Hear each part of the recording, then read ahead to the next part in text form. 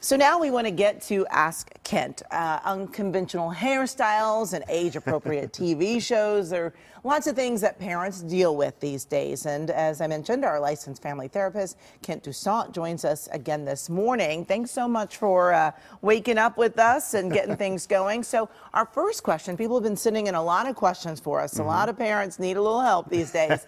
So the first question begins with, my son just started wearing a man bun. He has never worn his hair this way, but the parents are a little surprised and they're unsure what this is about. He thinks it's cool and doesn't care what people think. So what do you think parents should do? I think it's a great question. I think hair is a great way to express identity, and for teenagers, that's a big part of their development. So I know myself as a teenager in the 80s, I really rocked the mullet well. Now, I don't rock it anymore, but in the 80s I did. And I think that's just part of expression. So whatever man bun or mohawk, whatever he's got going on, it's temporary. It's just hair. I think we allow teenagers to have a self-expression of self. It helps them solidify who they are. So when they're in their 20s and 30s, that's more solidified. And it's temporary. It's not a tattoo. Yes, exactly. Very good point there. Okay, so the next question came from another viewer asking, what age do you think is appropriate for letting your kids see Game of Thrones? Do you have different ages for boys and for girls? Wow. So Game of Thrones, very popular show, very good show, but a lot of mature themes. So it's really going to depend on that child or teenager. Just like, rated R movies, this is a rated R show.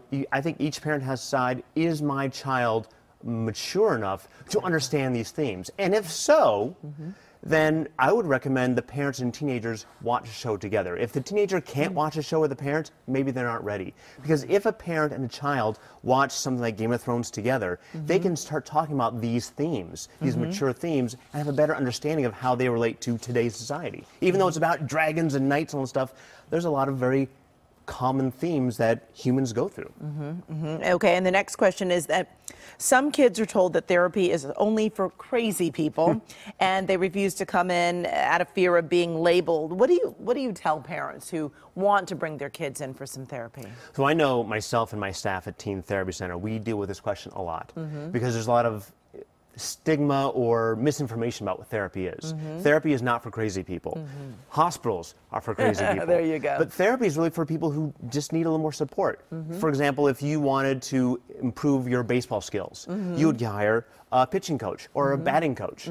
If you need help dealing with emotions or understanding what you're thinking or how to communicate better, you hire a coach in that, and that's what therapists do. And really, like for little kids, I often tell kids, therapy is, it's like going to an expert in growing up. All kids want to grow up, and we really do help kids try to grow up in a mature and healthy way, and that's what we try to do. And therapy is fun for kids. I think it could be. Okay, so the last question here is, how can a mother bring up the sex talk to her teenage son? Great question. Mothers should be talking to their sons about sex. Fathers should be talking to their daughters about sex. And not just teenagers, but little kids. It should be happening early on, especially when kids are not thinking about having sex. If you wait till they're 14, they're already having these thoughts and feelings, and it can be more uncomfortable. But the most important thing is that the parent is comfortable. We as parents, we need to set the standard. We need to lead. And the more comfortable we are, the more educated we are, the more we can help our kids. Because the more educated kids are with sex, drugs, all these things that scare us parents, the safer choices they make.